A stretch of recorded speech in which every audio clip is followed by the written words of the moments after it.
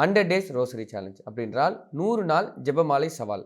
இலக்கு அவர்களுக்கு தெளிவாக இருக்கிறது. அந்த 100வது நாளை நோக்கி செல்ல வேண்டும். சரி, அப்போ ஒவ்வொரு நாளும் அப்போ ஃபிக்ஸ்ட் டைம் 15 நிமிடங்கள் ஒரு ஜெபமாலை.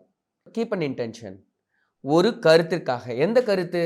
உன்னால் முடியவே முடியாது, இது வேலைக்காகாது, இப்படிலாம் இருக்க முடியாது என்ற கருத்துக்காக நாம் ஜெபிப்போம். அதை சாத்தியமாக்குவோம். அப்போ ஜெபம் சாத்தியமாக்கப்படும்.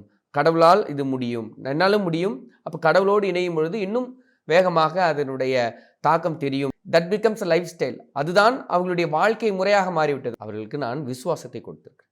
அதான் சொல்லுவாங்க, என்னுடைய இந்த எங்களுடைய மறை மாவட்டத்துடைய பிள்ளைகளை I make this youth, I build this youth on the rock not on the mud. அப்படின்றால் பாறையின் மீது கட்டப்பட்ட ஒரு இளைஞர்களாக கட்டி வைத்திருக்கிறேனே தவிர மணல் மீது கட்டப்பட்ட வீடாக அல்ல.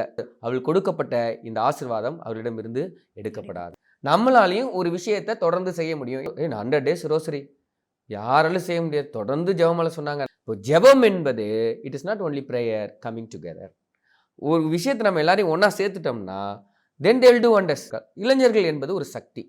அந்த சக்தியை நாம் சரியாக பயன்படுத்தணும். அந்த சக்தியை ஒருங்கிணைக்கிறது தான் நம்முடைய வேலையாக இருக்கிறது. அது மிக சிறப்பாக இந்த அன்னையினுடைய அரவணைப்பில் 100 நாள் ஜெபமாலை மிக அற்புதமாக செயல்படும்.